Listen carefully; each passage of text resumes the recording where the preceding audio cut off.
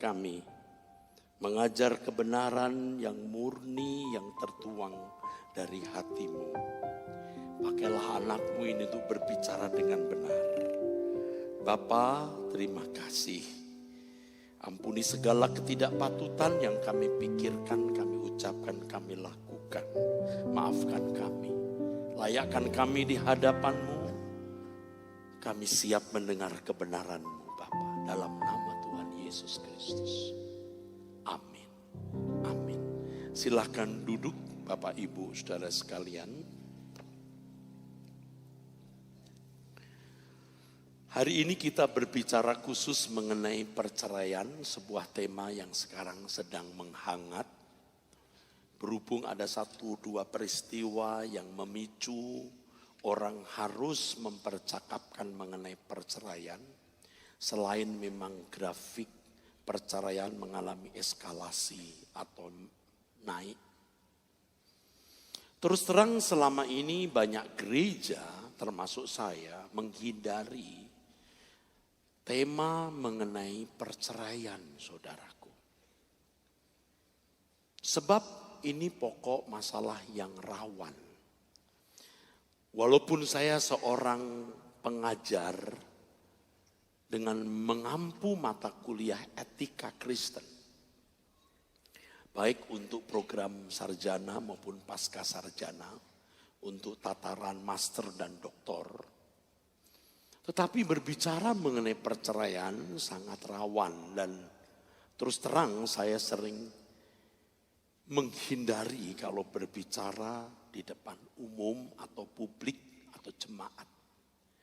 Tetapi dengan adanya beberapa peristiwa di negeri ini mengenai perceraian seorang tokoh, lalu menjadi heboh tema ini dan diusung di banyak tempat.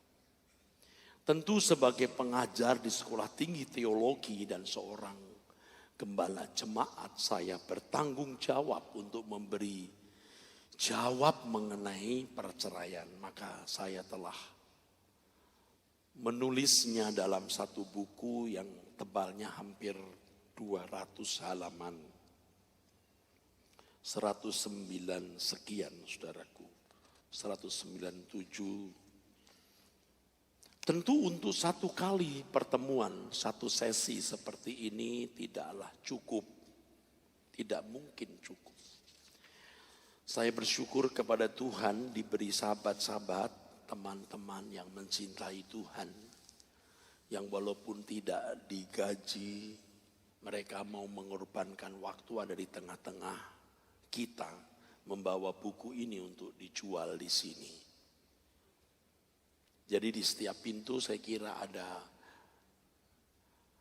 orang-orang saya, teman-teman saya, sahabat-sahabat saya, aktivis gereja yang membawa buku ini untuk Bapak Ibu bisa beli, saudaraku. Mereka bukan orang-orang yang kekurangan uang, mereka sudah lebih dari cukup, tetapi mereka rindu memberkati saudara-saudara dengan buku ini. Saudara bisa membelinya dan buku ini sangat bagus. Sangat bagus. Dalam satu kesempatan orang-orang Farisi mencobai Yesus dengan pertanyaan untuk menjerat. Apakah diperbolehkan orang menceraikan istrinya dengan alasan apa saja? Jadi sebenarnya pertanyaan itu untuk menjerat. Peirazo. Untuk menjerat. Ini sama seperti ketika Tuhan Yesus ditanya, bolehkah membayar pajak kepada kaisar? Ya, di situ Tuhan Yesus menghadapi orang Farisi dan Herodian. Orang Herodian ini partai di bawah Herodes dan Farisi ini partai di bawah atau komunitas di bawah keberagamaan Yahudi. Kalau Yesus menjawab tidak boleh membayar pajak kepada kaisar, maka orang-orang Herodian yang adalah mata-mata dari Herodes yang antek penjajah itu bisa menjeratnya. Tapi kalau boleh bayar pajak kepada kaisar, maka Tuhan Yesus akan dicap sebagai tidak setia kepada Taurat. Nah sekarang Tuhan Yesus mendapat pertanyaan, apakah diperbolehkan menceraikan istri dengan alasan apa saja.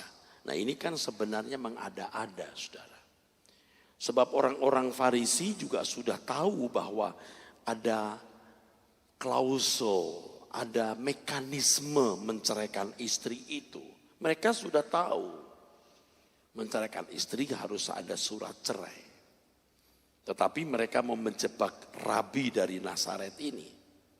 Apakah boleh apolusai menceraikan istri? Jadi saudaraku sekalian, pertanyaan ini sebenarnya ditujukan kepada suami. Dan konteksnya memang ini sebuah masyarakat yang patrilineal, di mana garis keturunan ayah dominan. Jadi rupanya masalah perceraian memang masalah yang sudah hangat sejak dulu. Karenanya Musa merumuskan soal perceraian. Paulus pun di 1 Korintus pasal 7 bicara soal perceraian. Rupanya memang masalah perceraian ini masalah rumit. Libido, hawa nafsu seks sudah menjadi masalah dominan sejak dulu. Libido pria dengan kondisi budaya patrilineal tersebut membuat pria-pria mudah menceraikan istri sesuka hatinya. Kemudian bisa mengambil wanita lain sebagai istrinya. Pada zaman Tuhan Yesus mengenakan tubuh daging seperti kita ini, terdapat beberapa pandangan mengenai perceraian, saudaraku. Ada kelompok Hillel, ada kelompok Samai, dan berbagai kelompok lain. Yang tentu tidak perlu saya kupas karena waktu saya singkat. Menjawab pertanyaan orang-orang itu, apakah diperbolehkan menceraikan istri dengan alasan apa saja? Tuhan Yesus membawa mereka kepada tatanan perkawinan awal yang digariskan Allah. Tatanan, order, tatanan. Tatanan yang Allah telah tetapkan sebelum manusia jatuh dalam dosa. Sebab itu laki-laki akan meninggalkan ayah dan ibunya dan bersatu dengan istrinya sehingga keduanya itu menjadi satu daging. Demikianlah mereka bukan lagi dua, melainkan satu. Karena itu apa yang telah dipersatukan Allah tidak boleh diceraikan. Matius 19 ayat 5 sampai 6. Makna yang luar biasa yang terdapat pada pernyataan Tuhan Yesus ini juga memuat hakikat perkawinan. Hakikat perkawinan yang saya jelaskan di bab-bab sebelum saya membahas mengenai perceraian ini. Saya membahas di dalam buku mengenai fakta perceraian yang sekarang sedang tren. Maksud Allah menciptakan manusia itu apa? Jadi jangan bicara soal perceraian dulu. Bicara dulu mengenai apa maksud Allah menciptakan manusia. Lalu memahami dulu adanya dualitas manusia. Adanya pria dan wanita. Lalu mandat prokreasi mengenai perkawinan adalah rekayasa Allah. Ternyata perkawinan adalah institusi atau lembaga ilahi. Perkawinan adalah persekutuan yang eksklusif. Harus paham dulu sebelum bicara soal perceraian. Adalah naif dan kita bisa sesat kalau bicara mengenai perceraian tanpa melihat landasan berpikir, landasan nalar yang benar mengenai perceraian dan perkawinan itu sendiri. Lalu saya membahas mengenai apa itu harmonis. Apakah harmonis berarti tidak perlu atau tidak boleh ada pembedaan atau perbedaan? Saya bahas pula mengenai landasan menikah. Bahwa menikah bukan mencari kebahagiaan. Menikah itu untuk memberi kebahagiaan. Apa kebahagiaan itu? Dibahas dulu. Bicara mengenai menerima kegagalan. Jadi ketika engkau menerima seorang wanita sebagai istrimu, hai pria. Dan hai wanita, ketika engkau menerima seorang pria sebagai suamimu, engkau harus membayar semua keberadaannya. termasuk kekurangan, kelemahan, kegagalan-kegagalan yang bisa dialami pasanganmu, termasuk jika terjadi perselingkuhan. Di situ harus belajar untuk menerima kegagalan. Engkau bisa gagal memiliki suami yang baik, tapi engkau belum tentu gagal untuk menyelamatkan dia. Itu proyek yang Tuhan berikan. Bicara mengenai melepaskan pengampunan, peranan anggota keluarga dekat yang lain, dan lain sebagainya, saudaraku. Jadi betapa berharganya buku ini. Saudara mungkin tidak pernah membaca buku macam ini, percayalah. Saudara harus punya bukunya. Beli lebih dari satu dan bagikan. Biasanya kami mencetak banyak, membagikan gratis kepada hamba-hamba Tuhan. Jadi kami bukan mencari uang sama sekali. Sahabat-sahabat saya sering mensponsori percetakan ini dalam jumlah yang sangat besar. Tapi saudara, saya kira cukup punya uang untuk bisa membeli buku yang relatif murah. Dan tidak ada artinya harganya dibanding nilai isinya. Jadi ketika Tuhan Yesus berkata tentang perceraian, bahwa manusia bukan lagi dua tapi satu, yang dipersatukan Allah tidak boleh diceraikan. Ini luar biasa. Pada intinya dalam kehidupan pernikahan sesuai dengan tatanan Allah semula tidak ada perceraian. Sebab Allah yang mempertemukan dua insan dan memberkati pasangan monogami. Jadi seandainya tidak ada kematian, artinya manusia tidak jatuh dalam dosa, maka perkawinan itu sesuatu yang bernilai kekal. Istri itu abadi, suami itu abadi, dan itu tatanan semula. Jika manusia tidak jatuh dalam dosa, maka setiap orang hidup dalam kebenaran dan kesucian, termasuk saling mengasihi dengan sempurna dalam kekekalan. Karena manusia tidak dirancang untuk mati, saudaraku. Keadaan seperti ini, keadaan yang sangat berpotensi tidak akan adanya perceraian. Jadi Tuhan Yesus mulai mengucapkan kalimat ini. Sebab itu seorang laki-laki akan meninggalkan ayahnya dan ibunya dan bersatu dengan istrinya sehingga keduanya menjadi satu daging.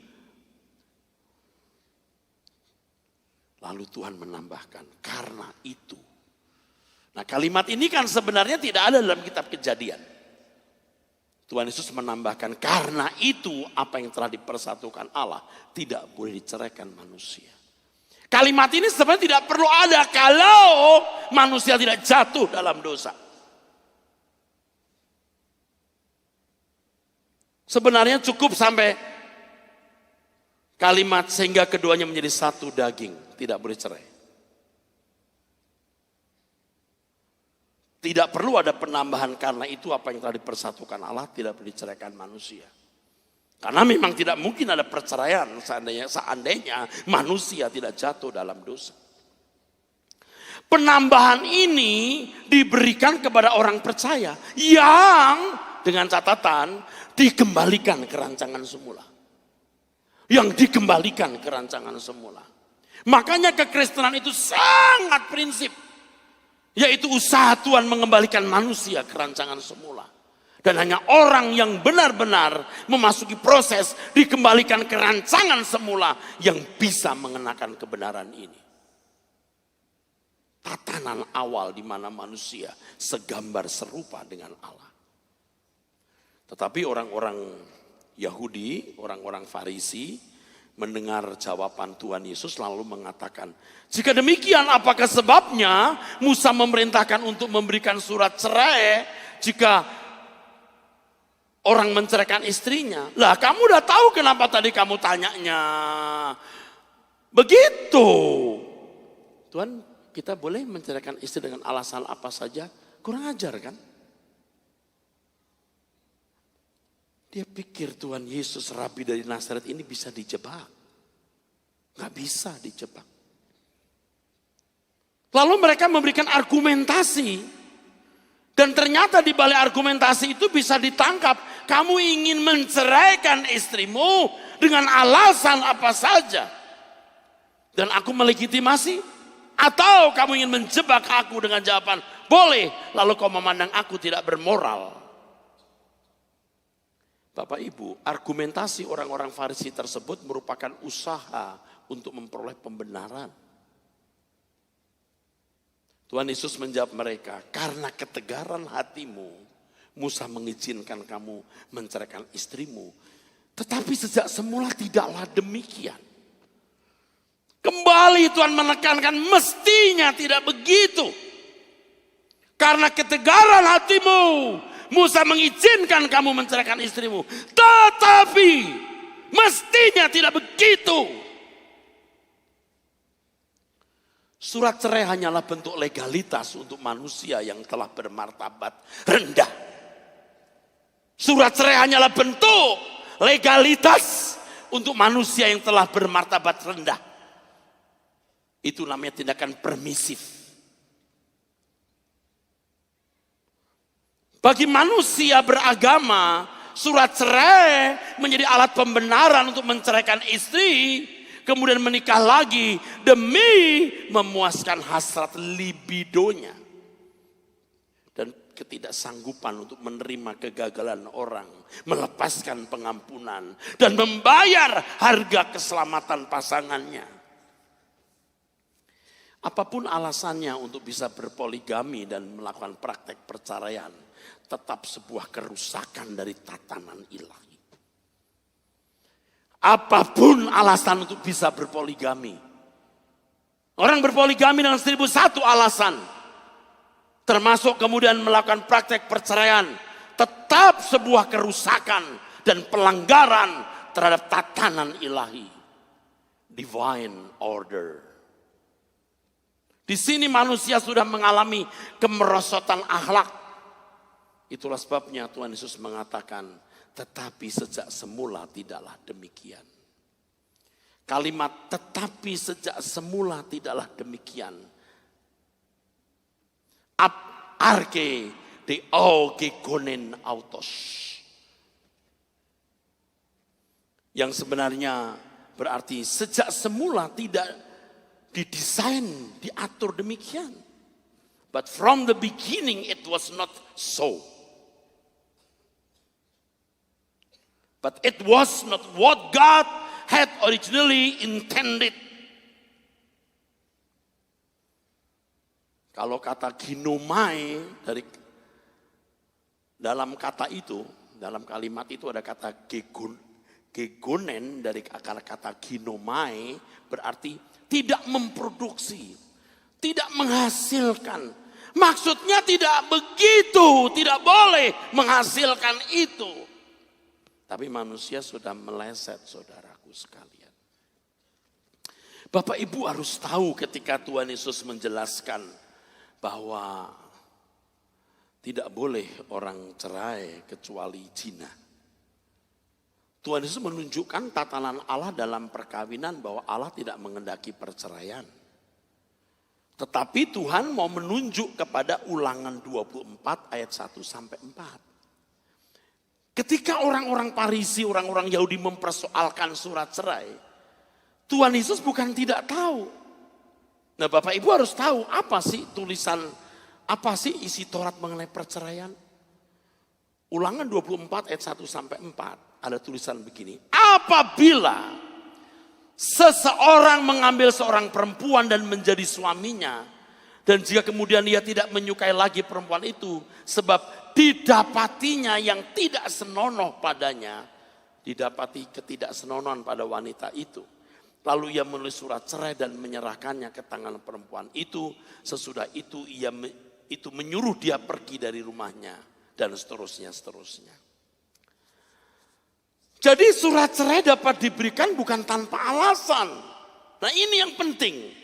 Surat cerai itu bukan diberikan tanpa alasan. Jika didapati perempuan itu tidak senonoh. Nah, ini orang Yahudi mau menang sendiri nih laki-laki ini. Boleh kok Tuhan kasih surat cerai. Hei, Tidak boleh kecuali pornos.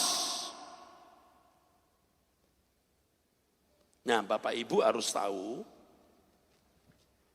di dalam bahasa Yunani ada dua kata yang diterjemahkan zina. Yang pertama pornos, yang kedua moikos. Moikos. Pornos ini ketidaksetiaan atau percabulan sampai pada tingkat di mana hakikat persekutuan tidak bisa dipulihkan.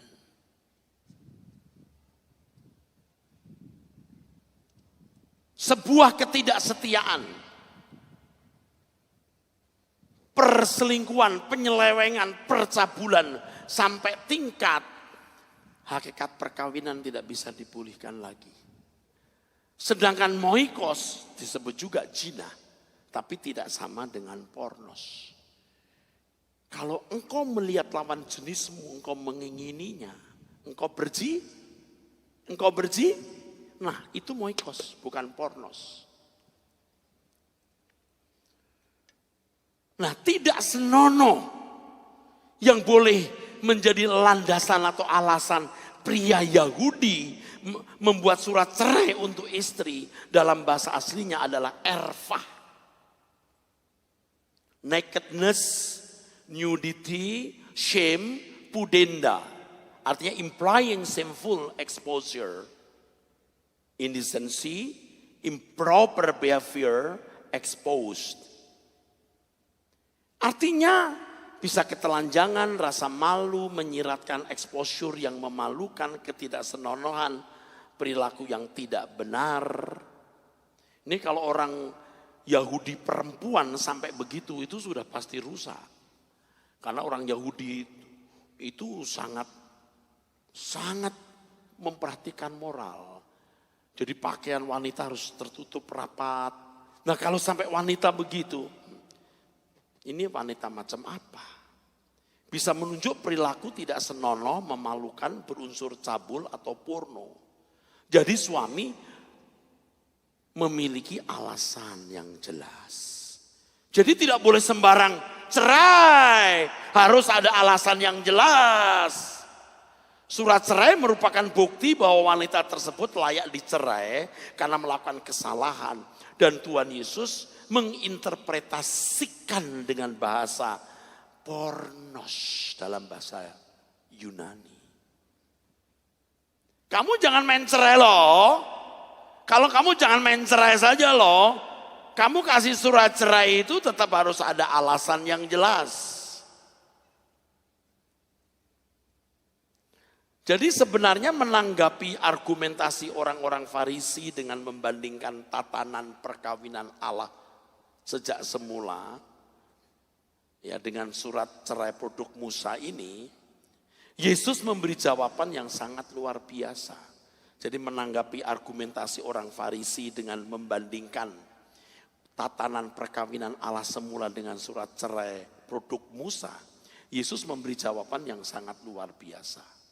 Yesus tidak mengingkari kenyataan bahwa manusia telah jatuh dalam dosa.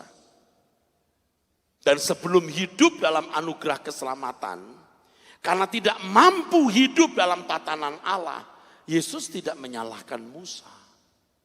Tapi Yesus mengingatkan, ingat loh, ada alasan loh Musa mengizinkan kamu bikin surat cerai. Itu pun karena kekerasan hatimu. Mestinya kamu tidak keras hati. Sehingga engkau mestinya tidak membutuhkan surat cerai. Tapi karena keras hatimu, oke, surat cerai. Namun di balik itu tetap harus ada landasan mengapa kamu menceraikan istri. Yesus pun berpikir realistis dan tidak muluk-muluk. Itulah sebabnya Tuhan Yesus mengemukakan pernyataan berikut ini. Barang siapa menceraikan istrinya kecuali karena zina, lalu kawin dengan perempuan lain, ia berbuat zina. Dan ini terdapat dalam beberapa ayat di Alkitab. Pernyataan ini harus dipahami dengan benar agar tidak salah menafsirkannya. Tidak bisa dibantah bahwa keadaan manusia yang berdosa tidak mampu melakukan kebenaran dan kesucian berstandar Allah dalam konteks perkawinan. Mereka tidak mampu memenuhi tatanan perkawinan semula yang digariskan Allah, maka Tuhan mengatakan ya udah tidak boleh cerai kalau zina. Tetapi pernyataan Tuhan Yesus ini yang pertama bukan bermaksud kalau istri kedapatan berzina kamu boleh cerai. Bukan bermaksud perintah untuk cerai. 1, 2. Pernyataan Tuhan ini bukan untuk orang Kristen, tapi untuk orang Farisi. Ini yang sering orang salah menggunakan ayat itu untuk cerai bagi orang Kristen. Anda tepuk tangan untuk kebenaran ini. Anda belum siap tepuk tangan, saudaraku. Pernyataan Tuhan ini bukan bermaksud menyuruh orang cerai jika kedapatan pasangannya berzina. Nggak boleh zina kecuali cerai. Apakah berarti kalau pasanganmu cerai lalu punya alasan untuk mencerai? Ada hukum yang lebih besar, hukum kasih, hukum pengampunan. Ada satu lagi hukum yang lebih hebat. Di dalam buku itu ada tulisan, saudara, ada penjelasan khusus mengenai satu tema. Satu tema, saudara, satu tema yang saudara-saudara harus baca, yaitu Coram Deo.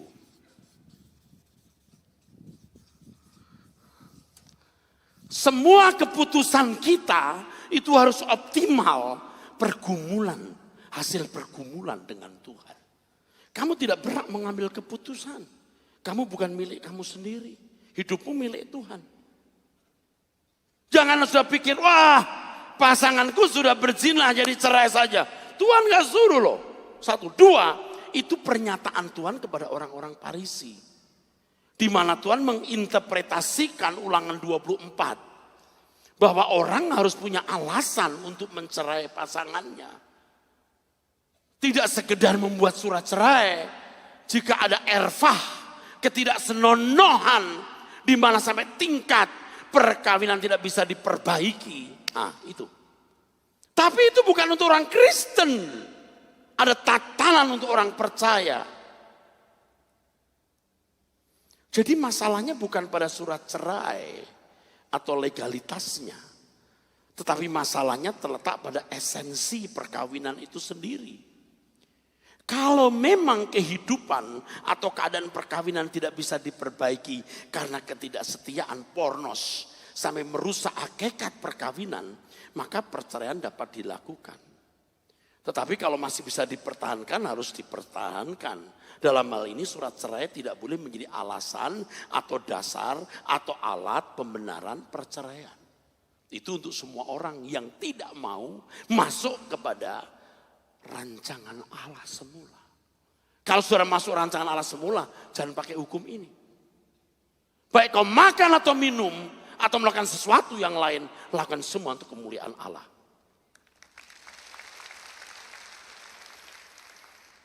Jangan mendengar seminar ini justru saudara yang mau cerai jadi cerai. Mestinya tidak. Salah menangkap. Makanya perhatikan, buku ini harus dibaca dengan baik.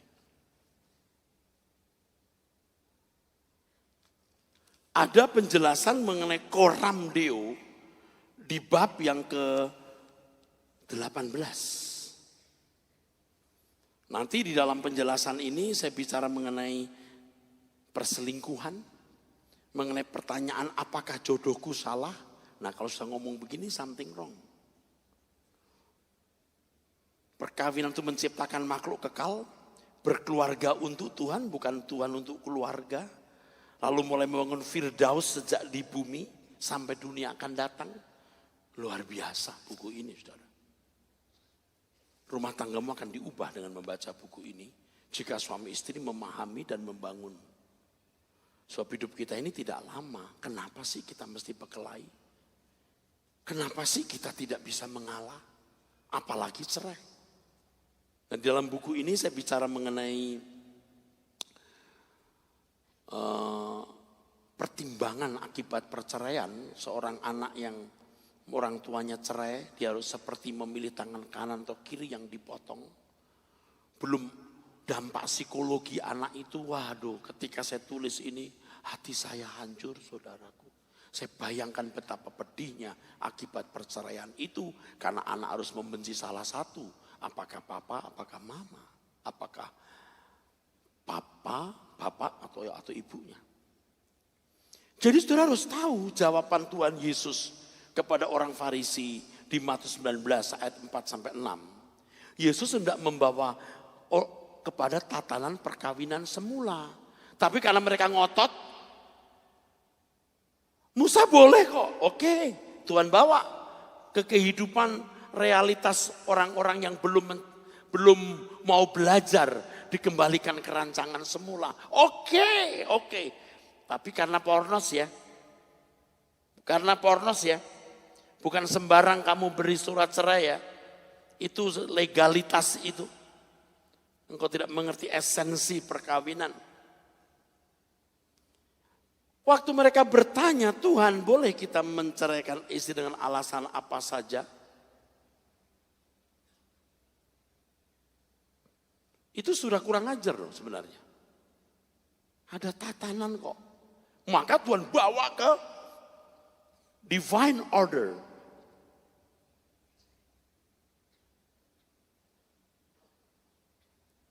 Tapi mereka mulai memaparkan argumentasi, yaitu Ulangan 24 ayat 1-4. Oke, Tuhan ikuti juga, oke, boleh. Tapi karena pornos loh ya.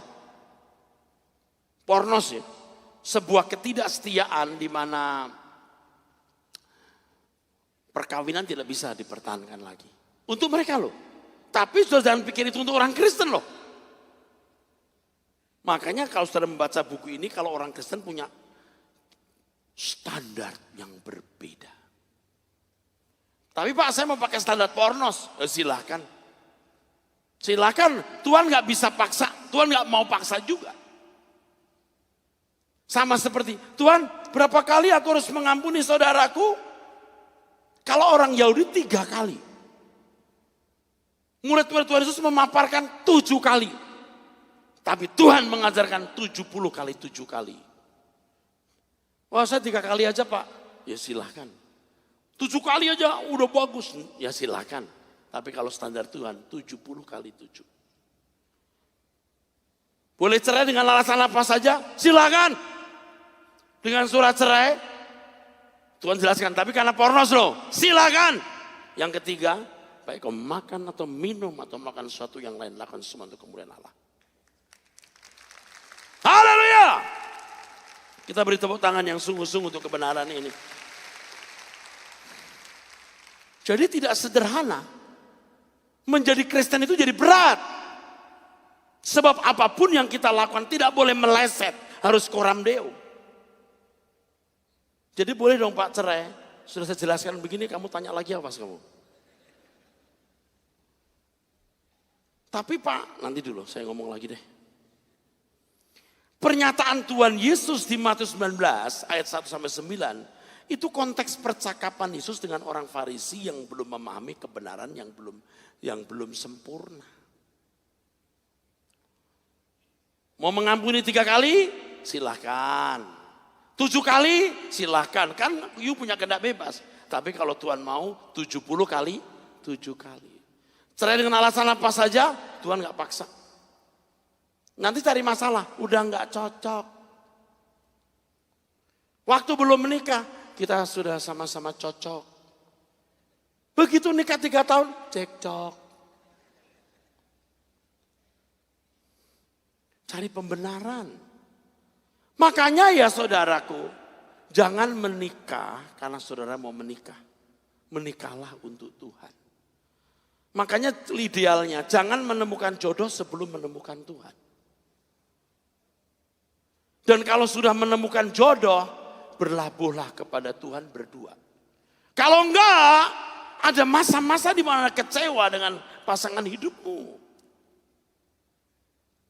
Karena engkau tidak melabuhkan hatimu kepada Tuhan, engkau melabuhkan kepada yang lain. pasti rusak. Jadi ketika Tuhan Yesus mengatakan tidak boleh cerai, ya kecuali karena zina. Tuhan menentang argumentasi orang Farisi yang menggunakan hukum Musa secara tidak tepat. Mereka hanya melihat surat cerainya tanpa melihat kausalitas mengapa surat cerai diberikan. Dan sebenarnya surat cerai yang diberikan itu karena kekerasan hati mereka. Mestinya kamu tidak perlu minta surat cerai. Kalau dalam bahasa Inggris itu disebut evil necessity atau necessary evil. Jahat tapi apa boleh buat, salah tapi apa boleh buat. Tuhan Yesus menunjukkan jiwa atau nafas, esensi Taurat yang dibuat Musa di Ulangan 24 ayat 1 itu. Musa itu cerdas, dipimpin Roh Kudus juga pasti. Oh pasti. Membuat surat cerai dengan kondisi, bukan unconditional. Surat cerai dengan unconditional, artinya tanpa syarat bikin saja. Oh semenang-menang itu.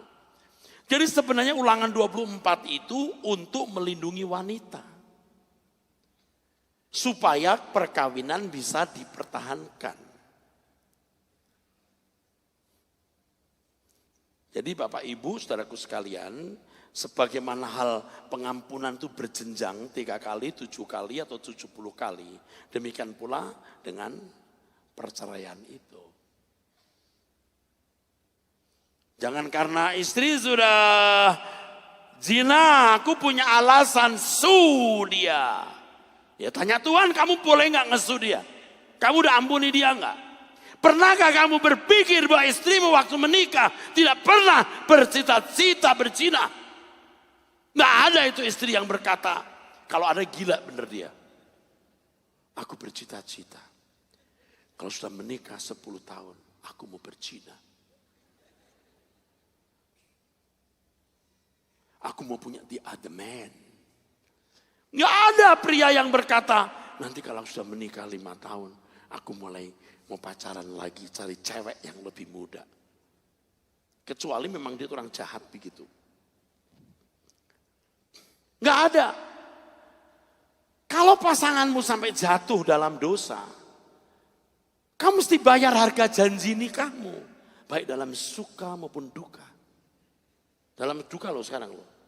Baik dalam kekurangan maupun dalam kelimpahan. Baik dalam keadaan sakit atau sehat. Sakit loh. Sakit pasanganmu, sakit hatimu. Amin. Terima dia. Pak, tapi itu gak realistis. Oke, ikuti terus. Makanya mesti dikembalikan ke rancangan semula baru ngerti, saudara. Pengecualian dibolehkan cerai karena zina diizinkan Tuhan sebab manusia sudah berkeadaan kehilangan kemuliaan Allah dan tidak pernah bisa mencapai standar kesucian Allah. Realistis. Tapi saudara kan bukan kelompok ini. Saudara dan saya kan kelompok orang yang dikembalikan ke rancangan semula.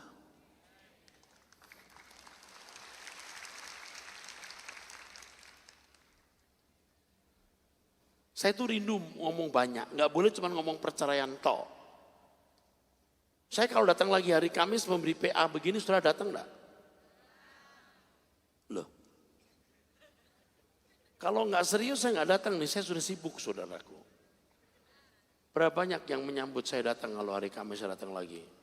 Oke deh, oke tepuk tangan. Memang saya ini pengajar saudaraku. Saya dipanggil Tuhan untuk ngajar. Makanya bisa ditulis buku perceraian kok setebel ini. Ya kalau bicara soal perceraian berbagai aspek dan perspektifnya harus ditulis. Bahasa aslinya dan lain-lain. Jangan sembarang ngomong. Jadi ketika Tuhan melihat wah memang manusia ini ya gak bisa dipaksa untuk sempurna. Ya udah deh kasih surat cerai. Tapi kalau betul-betul pornos loh. Jika ketidaksetiaan itu tingkatnya sampai pada tidak bisa diperbaiki. Wah saya mau begitu Pak. Loh kapan kamu tahu itu gak bisa diperbaiki? Saya mau yang paket 2 saja Pak. Paket yang paling bagus, wah gak sanggup Pak. Kalau boleh sih alasan apa saja aku boleh cerai. Nah, itu dasar kamu. Boleh Tuhan mencerai dengan alasan apa saja, ini rusak. Nah, agak baikan. Dasarnya pornos, betul? Aku mau yang ini aja Pak. Kapan kamu tahu bahwa situasi hidupmu sudah pornos? Nggak bisa diperbaiki lagi. Kamu kan cuma mikir perasaanmu, kamu nggak lihat perasaan Tuhan. Apa yang mustahil bagi Tuhan?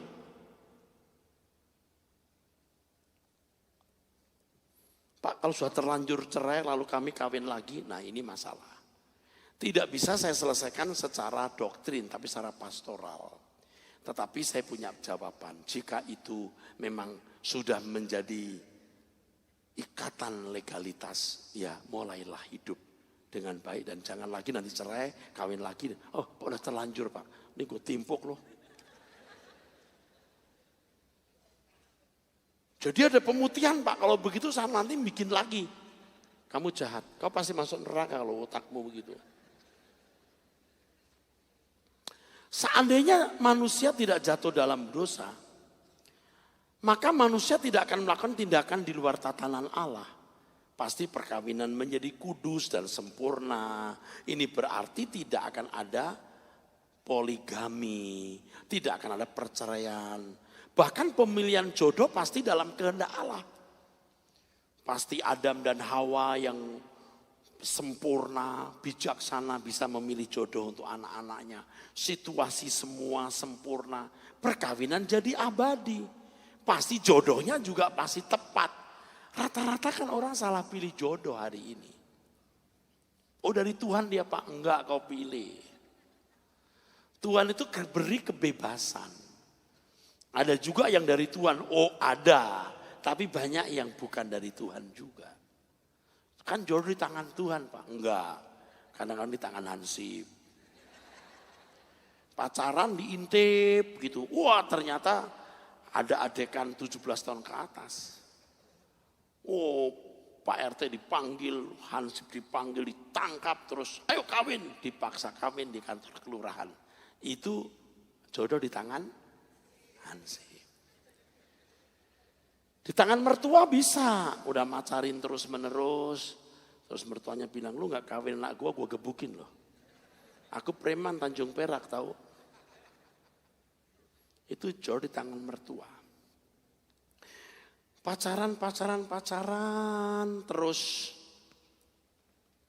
Ya itulah. Melakukan hubungan seks sehingga benjol. Kalau benjol kepala pakai minyak tawon. Kalau benjol perutnya, kawinlah.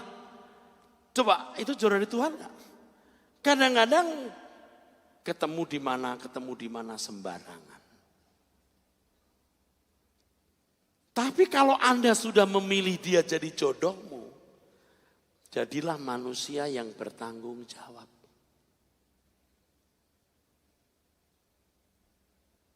Nasi sudah jadi bubur, makanlah bubur itu. Saya mau cari nasi yang lain Pak, itu jadi bubur. Kau akan urusan dengan Tuhan. Pria-pria atau wanita yang sembarangan meninggalkan keluarga karena ada pria lain atau wanita lain. Masuk neraka kamu. Makanya di sini kalau ada pria-pria yang sekarang sedang pacaran lagi,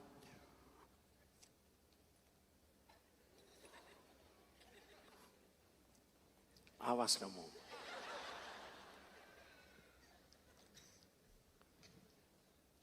Putus.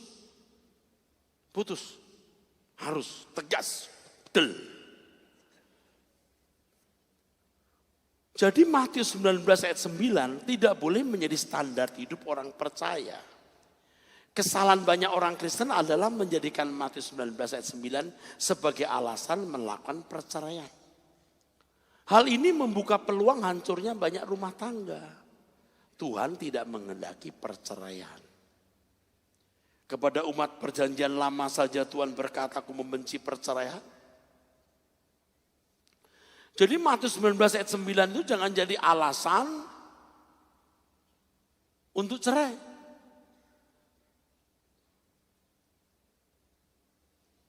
Harus kita mengerti bahwa bukan perintah untuk cerai. Tidak ada ayat yang mengatakan, kalau pasanganmu pornos, ceraikan dia. Enggak.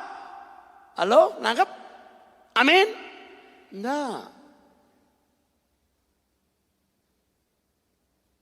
Kalau saudara tanya, Pak sampai di mana tingkat sebuah perkawinan menjadi pornos? Ya tanya, Tuhan, emangnya kamu tahu?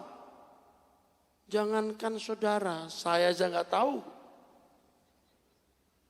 Jadi segala sesuatu yang terjadi dalam kehidupan ini harus dipercakapkan dengan Tuhan. Saya ulangi lagi supaya jangan salah ya. Boleh cerai dengan alasan apa saja. Tidak. Tuhan mengembalikan ke tatanan semula. Tatanan semula. Yang kedua, cerai dengan alasan pornos. Bukan perintah loh.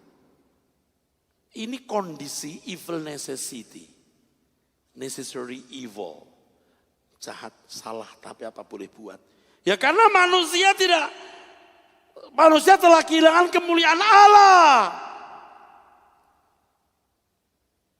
Nggak bisa tidak, ya udah. Tapi jangan sembarang kasih surat cerai loh. Lihat alasannya. Nah, orang Kristen sekarang. Baik kau makan atau minum atau lakukan sesuatu yang lain. Lakukan semua untuk kemuliaan Allah. Oke. Tetapi hidup ini kompleks. Kita juga tidak boleh naif. Kompleks. Pada umumnya banyak pendeta dan konselor memecahkan masalah perceraian dengan prinsip deontologis. Ini adalah pola atau metode penyelesaian masalah secara normatif. Memandang nilai moralitas suatu tindakan berdasarkan ketaatan pada hukum. Kita tidak punya hukum. Jadi Bapak Ibu, tolong ya. Matius 19 ayat 9, jangan dijadikan Taurat. Jangan dijadikan Taurat. Pornos ini bukan Taurat baru. Ini Taurat lama. Yang diterjemahkan Tuhan dengan penjelasan interpretasi yang baru. Tapi masih Taurat lama. Sedangkan kita tidak pakai Taurat. Orang Kristen itu hukumnya Tuhan. The Lord is my law. The Lord is my law. Lord Tuhan. The Lord is my law. Semuanya. The Lord is. Tuhan adalah hukumku, katakan. Yang keras. Tuhan adalah hukumku. Jangan dijadikan Taurat. Nah ini yang banyak salah orang Kristen. Rata-rata salah. Jadi penyelesaian masalah yang sering kita dengar dari banyak orang itu seringkali secara deontologis. Deontologis. Ini pola atau metode penyelesaian masalah secara normatif. Memandang nilai moralitas suatu tindakan berdasarkan ketaatan pada hukum. Tentu saja pola ini berbasis pada kewajiban atau obligasi. Dengan demikian keputusan dan semua tindakan seseorang wajib hanya berdasarkan hukum yang dipandang sebagai normanya. Ini, kalau ini jadikan norma hukum, nah sudah. Para pendeta dan konselor yang memecahkan masalah perceraian secara deontologis menetapkan larangan bercerai berdasarkan hukum. Tentu hukum ini diterapkan kepada semua orang di segala tempat di sepanjang waktu tanpa peduli dan mempertimbangkan bagaimana situasi dan kondisinya. Rumus penyelesaian masalahnya secara deontologis adalah tidak boleh cerai, titik. Atau boleh cerai karena pornos, titik. Nah begitu, hidup itu kompleks. Ingat, saya tidak melegalisir perceraian.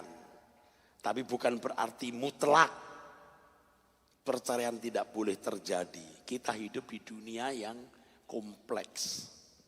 Dalam prinsip ini hukum yang harus diberlakukan adalah absolut dan mutlak. Kalau itu deontologis ya, di segala situasi dan kondisi serta kapanpun. Satu sisi mengatakan tidak boleh cerai, titik apapun. Yang satu lagi boleh cerai kalau pornos. Ini nampaknya seperti ada keunggulan. Benarkah sikap ini? Kita harus melihat dengan jujur dan realistis bahwa hidup manusia tidak bisa dipecahkan dengan pola hitam putih seperti metode deontologis itu. Hidup ini memiliki kompleksitas yang sangat tinggi, maksudnya bahwa setiap kasus atau persoalan memiliki kekhususan. Cara penyelesaian yang deontologis menutup mata terhadap kenyataan realitas hidup yang kompleks dan bisa sangat kompleks. Sedemikian kompleks atau rumitnya kehidupan ini, maka sebenarnya cara deontologis belum tentu dapat memecahkan kasus-kasus perceraian yang memiliki keunikan dan kompleksitas yang tinggi dalam perkawinan atau rumah tangga yang memiliki banyak aspek. Seorang wanita yang bodoh, yang tulus, dengan seorang bapak pria yang sudah punya istri, punya anak, lalu menikah, diberkati. Lalu ada masalah, boleh cerai kan? Itu baru kasus sederhana, belum kasus yang lain. Kita akan menghadapi kasus yang lebih rumit dari itu. Boleh. Kenapa? Dia sudah punya istri, punya anak. Oh tidak, oh diberkati di gereja. Gimana? Kompleks bukan? Setiap kasus dalam rumah tangga memiliki kompleksitas yang sangat tinggi. Itulah sebabnya dalam menangani kasus perceraian tidak boleh menggunakan hukum hitam putih boleh atau tidak. Harus dipahami secara cerdas dan teliti setiap kasus dan diperhadapkan kepada Tuhan di dalam pergumulan yang sungguh-sungguh sampai menemukan coram Deo. Kita tidak boleh sembarangan berkata jangan cerai. Tapi juga boleh cerai. Kembali diingatkan bahwa kita tidak boleh menggunakan Matius 19 ayat 9 sebagai landasan atau pijakan. Kehendak Tuhan bisa disampaikan melalui Roh Kudus dalam hikmat dan pertimbangan yang sejalan dengan pikiran dan perasaan Allah. Nah masalahnya banyak orang Kristen tidak siap menghadapi ini dan pendeta pun tidak siap. Kenapa? Karena tidak berjalan dengan Tuhan. Kalau kasusnya adalah seorang beriman menikah dengan orang yang tidak seiman, kemudian pasangan yang tidak seiman menghendaki cerai, jawabannya mudah. Paulus mengatakan cerai saja. Kalau pasanganmu yang tidak seiman, minta perceraian. Lebih mudah bukan berarti mudah. Dalam mengambil keputusan pada akhirnya juga tetap harus mempertimbangkan coram Deo tadi. Makanya soal coram Deo tolong dibaca di sini. Faktanya banyak kasus yang sangat rumit, sangat kompleks, di mana tidak mudah dipecahkan. Dalam menghadapi berbagai kasus, kita harus mempertimbangkan banyak aspek dengan sangat teliti. Dalam hal ini dibutuhkan kecerdasan roh dan kepekaan mendengar suara Roh Kudus. Sementara kita mengandalkan pimpinan Roh Kudus, kita juga harus cerdas melihat kasus secara utuh. The whole case. Secara lengkap, secara menyeluruh kasus itu. Dengan detail-detailnya. Dalam hal ini kita juga melatih kecerdasan melalui kebenaran firman Tuhan. Jadi di sini betul-betul saudaraku, kalau orang tidak hidup dalam pimpinan Roh Kudus sembarangan hidup. Kalau dalam penyelesaian kasus perceraian menggunakan pola deontologis, maka terjadi kesewenang-wenangan atas pihak yang menjadi korbannya. Cerai, enggak boleh, ada yang jadi korban. Jangan cerai, nanti dulu. Banyak Yang paling berat adalah tidak memperhatikan pikiran perasaan Tuhan. Ini masalahnya. Secara deontologis itu yang paling parah, tidak memperhatikan pikiran perasaan Tuhan. Padahal the Lord is my law. Tuhan adalah hukumku. Katakan. Lebih keras. Tuhan. Lebih keras. Tuhan adalah hukumku. Jadi penyelesaian masalah kehidupan apapun tidak boleh hitam putih. Boleh atau tidak. Tetapi harus mengacu pada the Lord is my law. Datanglah kerajaanmu, jadilah kehendakmu di bumi seperti di surga. Jadilah kehendakmu dalam perkawinanku. Sebab penyelesaian kasus secara deontologis itu merusak, mematahkan dinamisitas berpikir. Kita harus dinamis berpikir dan fleksibilitas bertindak, harus fleksibel. Kasus yang begitu parah, coba tenang dulu, tidur tidak sekamar. Dalam keadaan yang lebih parah, coba pindah rumah dulu, tapi tidak cerai. Berikutnya, coba satu rumah lagi, tapi belum sekamar. Itu penyelesaian begitu harus dinamis dan fleksibel. Maka di sini gereja harus memiliki konselor-konselor yang baik.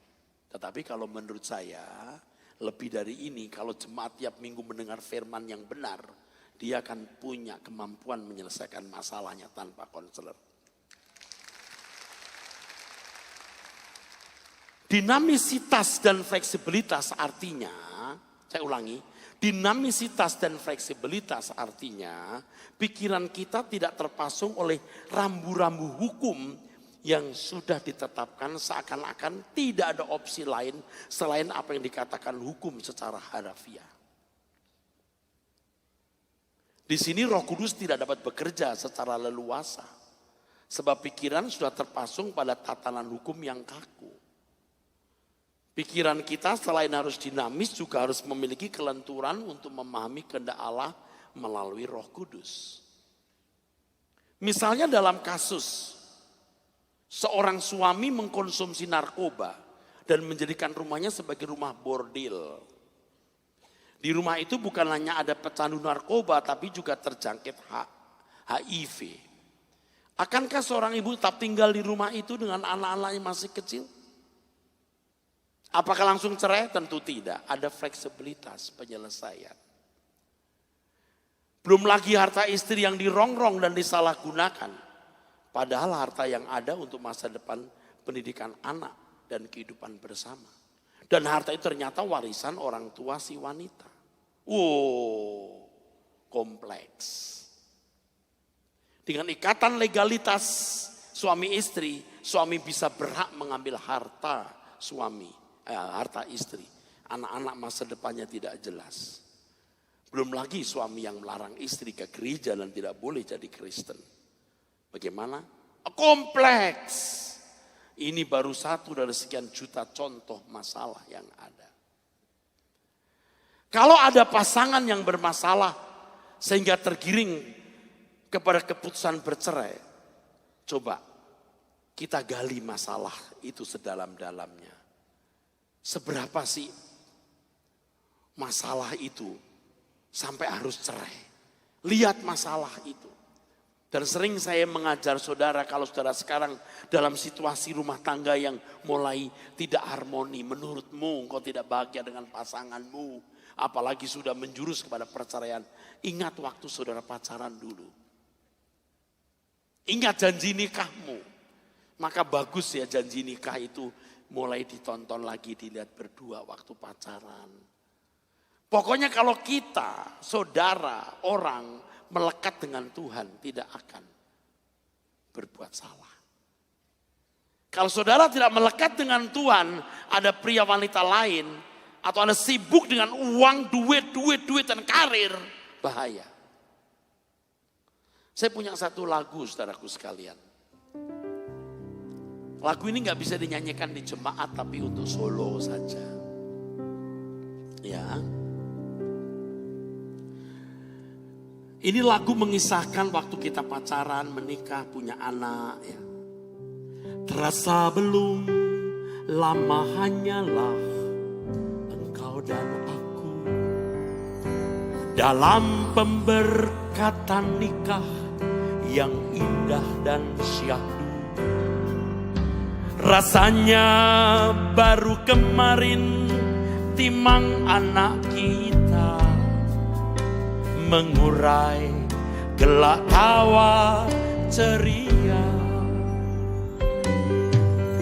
Seperti mimpi anak-anak menjadi dewasa, hadirkan cucu menyapa kita opa oma.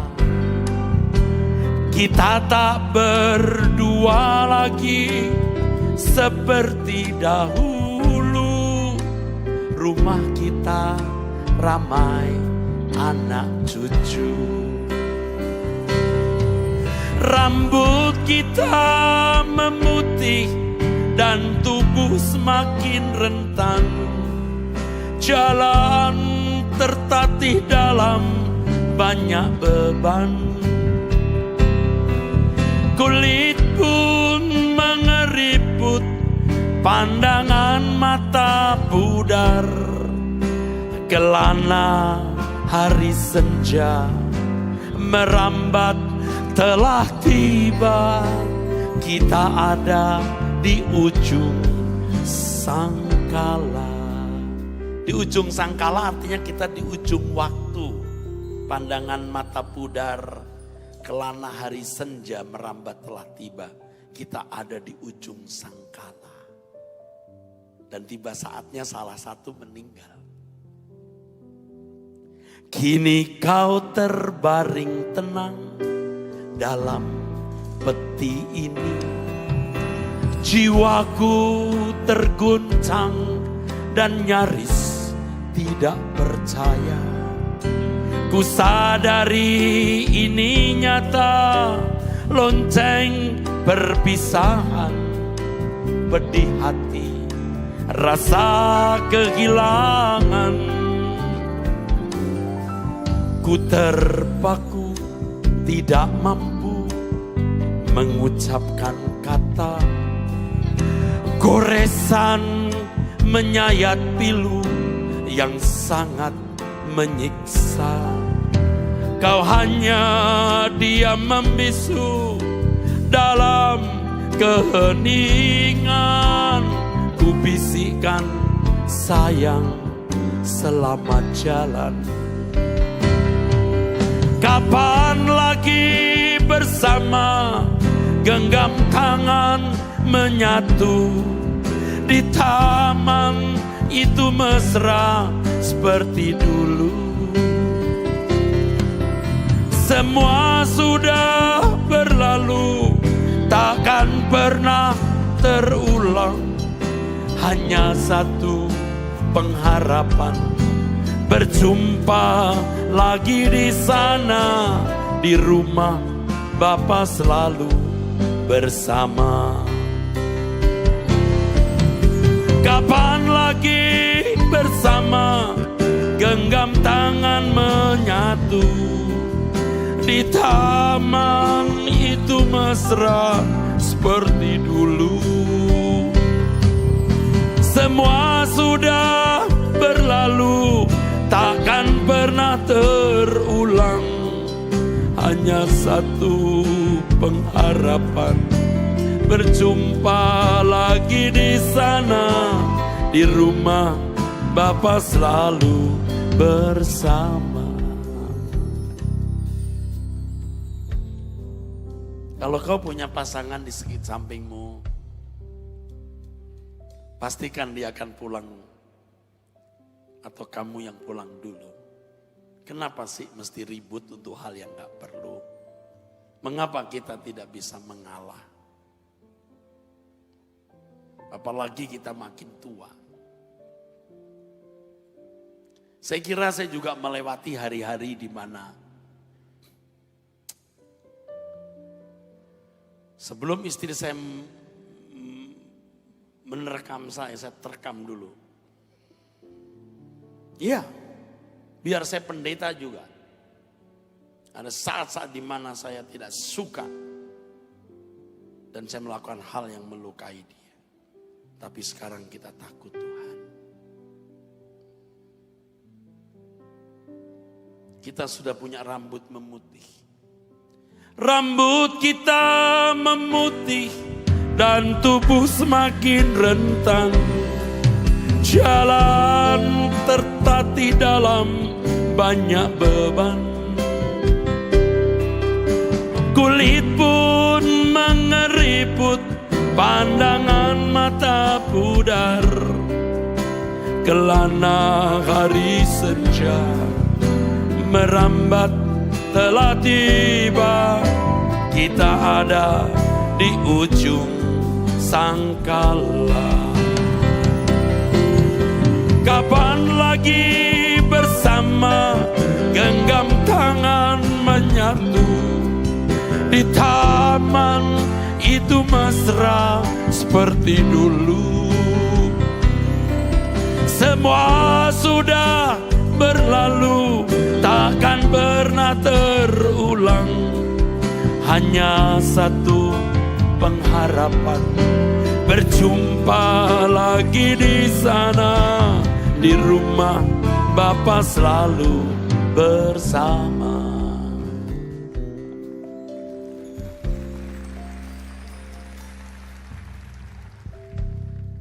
Buku ini akan menjawab lengkap apa yang menjadi masalah perceraian dan sekaligus mengupas hakikat perkawinan.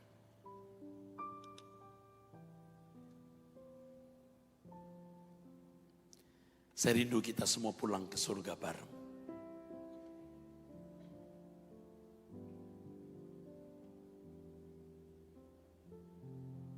Satu hal saja, yuk kita hidup suci. Hidup tidak bercacat, tidak bercela. Perceraian bukan masalah sama sekali. Karena tidak akan pernah menyentuh hidup kita. Kalau kita hidup dalam kesucian dan kekudusan Tuhan. Sebelum hancur rumah tanggamu. Bahkan sebelum kau masuk neraka. Dan hilang kesempatan berubah. Malam ini berubahlah. Mari kita berdiri.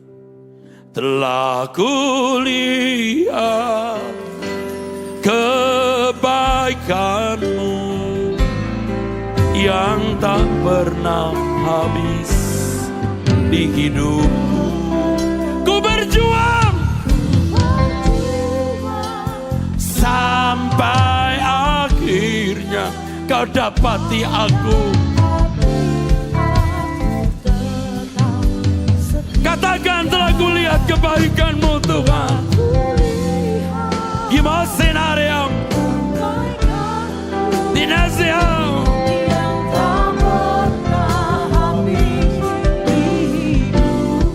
Ku berjuang Tuhan sampai akhirnya Tuhan kau dapati aku Tuhan.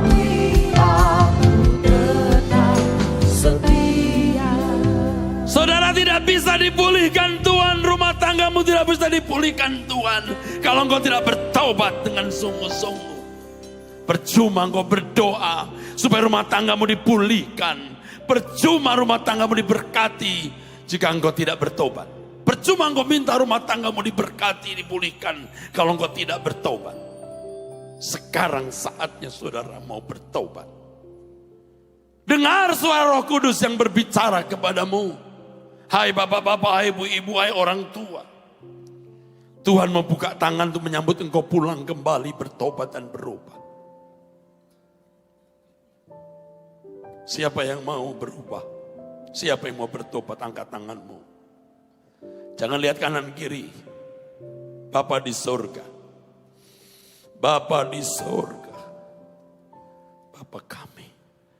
Aku berdoa untuk tangan-tangan yang diangkat ini. Aku berdoa. Aku berdoa. Aku berdoa agar mereka diubahkan. Agar rumah tangga anak-anakmu dipulihkan mulai sekarang. Dimulai dari pertobatan yang sungguh-sungguh. Semua kami ingin terus berubah. Aku pun mengangkat tangan dan aku mau berkata, Tuhan, aku mau berubah terus. Untuk menjadi anakmu yang hidup tidak bercacat, tidak bercela. Bapa, aku juga mengangkat tangan.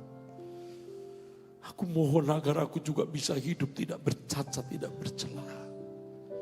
Dan semua yang hadir saat ini dipulihkan ketika kami sungguh-sungguh bertobat. Diberkati setiap tangan yang diangkat. Diberkati setiap tangan yang diangkat dan sungguh-sungguh mau berubah. Telah kulihat